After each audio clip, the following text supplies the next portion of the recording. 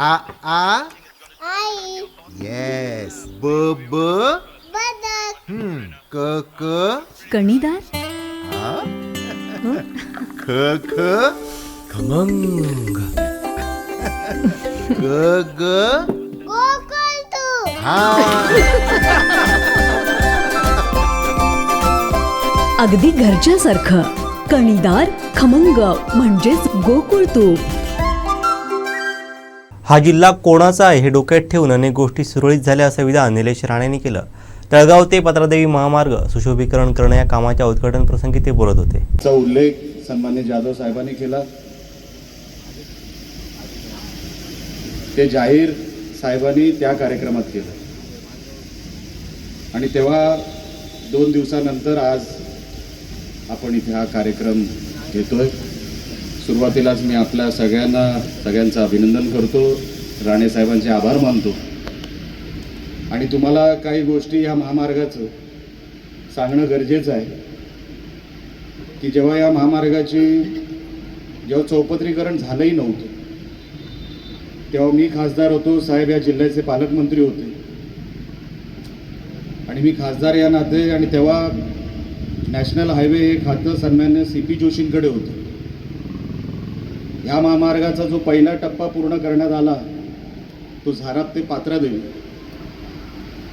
आणि तेव्हा निधीलाही थोडी कमतरता होती.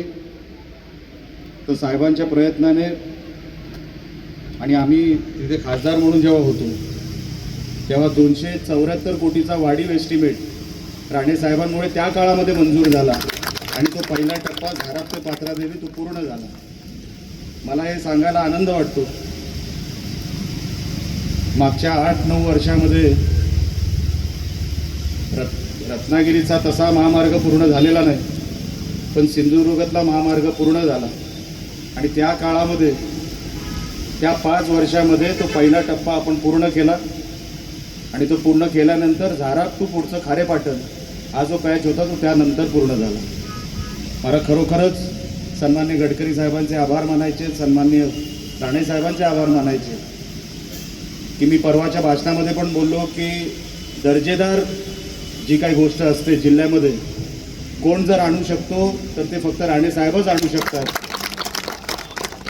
आणि म्हणून या जिल्ह्यावर आजही बघा रत्नागिरीचा महामार्ग तसा पूर्ण झालेला नाही, अनेक टप्पे त्याचे बाकी आहेत, पण राणे साहेब जिल्ह्यात आहेत तर 100% इकडचा महामार्ग पूर्ण झाला की नाही बघा आणि तुम्हीच मला सांगा.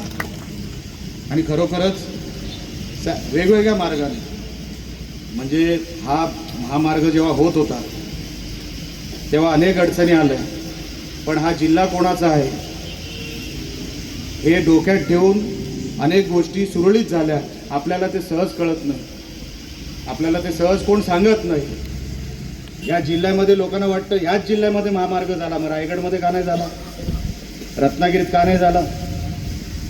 इथे राणेसाहेब आहेत म्हणून हा महामार्ग पूर्ण झाला एवढं कोणी विसरून चालणार नाही. जेव्हापासून साहेब या जिल्ह्यात आले मी त्याही कार्यक्रमात बोललो की सगळी मोठमोठी कामं, आज एअरपोर्ट देखील आणला, हा कोणामुळे आणला, आज त्याचं श्रेय कोणी घेईल, पण एअरपोर्ट कोणामुळे आला तो सन्मान्य राणे साहेबांमुळे आला हेही कोण विसरणार नाही. अनेक प्रकल्प ते आमदार असताना त्यांचं विजनच आहे, ते आमदार असताना तडजोड केली नाही. तेव्हा सी वर्ल्ड हा झाला पाहिजे, तेव्हा जैतापूर हे झालं पाहिजे, ह्याच्यासाठी त्यांनी कधी तडजोड केली नाही की मला मतं मिळणार नाहीत, ह्याचा कधी विचार केला नाही. जैतापूर का आलं पाहिजे होतं तेव्हा 1 लाख कोटीची उलाढाल आपल्या कोकणामध्ये आली असते. एक शहर, एक गाव, एक जिल्हा, 2-3 जिल्हे, 2-3 तालुके त्याच्यामध्ये जोडले गेले असते त्या विकासाच्या जाळ्यामध्ये. सी वर्ल्ड काय स्वतःसाठी नको होतं, ही सगळी विकास कामं विचार करा ती येणाऱ्या पिढीसाठी त्यांना करायची होती.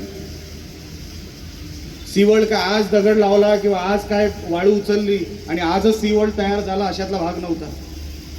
आमचा राणे कुटुंबातला त्याच्यामध्ये कोण नोकरीला लागणार नव्हता.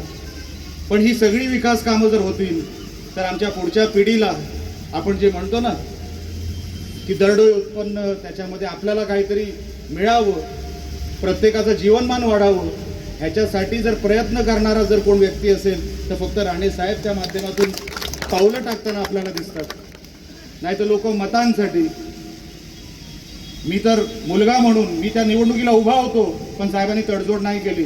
नाही, प्रकल्प आला पाहिजे, फक्त माझ्या मुलाचा फायदा होऊन चालणार नाही तर माझ्या कोकणाचा फायदा झाला पाहिजे म्हणून त्यांनी त्या प्रकल्पाला समर्थन केलं. भरपूर तेव्हा काय काय झालं तुम्हाला आता परत त्या इतिहासात घेऊ इच्छित नाही, पण मग आपल्याला सांगण्यासाठी वेळ भरपूर झालेला आहे. ही सगळी मोठमोठी विकास कामं करणारा कोणतरी माणूस पाहिजे, करणारा कोणतरी माणूस पाहिजे. तो माणूस आपण ओळखाल एवढंच फक्त मनामध्ये माझी इच्छा आहे. हे सगळे प्रकल्प आणणं काही सोपं नाही, गडकरी साहेबांकडे जाणं काही सोपं नाही, त्यांच्याकडून ही प्रशासकीय ही जी काय रक्कम आहे 9,30,00,000 ही आणणं काय तेवढं सोपं नाही. हे कोण करू शकतं? ज्याचं वजन आहे, ज्याचं नाव आहे, ज्याचं चालतं तोच हे सगळं करू शकतं. हे तुम्ही विसरून चालणार नाही. म्हणून मी हात जोडून आपल्याला विनंती करतो, तावडे साहेब आपणही आलात, आपला पायगुण चांगला आहे साहेब. आपण आल्यानंतर सगळी विकास कामं, करोडोची विकास कामं आम्हाला कोकणामध्ये दिसायला लागली. आपला पायगुण खरोखरच चांगला आहे. मनापासून आपल्यालाही शुभेच्छा देतो, आपलेही आभार मानतो. कारण का आम्ही कधी तुमच्याकडे कुठलं काम नेलं, तुम्ही कधी नाही असं म्हटलं नाही. सगळी भूमिका ही तुमची सकारात्मकच राहिली आणि तीच आपल्या जिल्ह्यासाठी पोषक राहील आणि असेल. म्हणून तुमचे परत एकदा आभार मानतो. या कार्यक्रमाला आपण आलात, खूप उशीर झाला पण तरी आपण मोठ्या संख्येने इथे जमलात, थांबलात, आमचं मनोगत ऐकून घेतलं. माझ्यानंतर आता साहेब बोलणार आहेत. परत एकदा आपल्या सगळ्यांचे मी आभार मानतो आणि इथेच थांबतो. जय. आमचे दिवसभरातले सर्व अपडेट्स, ताज्या घडामोडी आणि थेट लाईव्ह पाहण्यासाठी सबस्क्राईब करा, लाईक करा कोकणचं नंबर 1 महा चॅनल कोकण 7 लाईव्हचं YouTube चॅनल.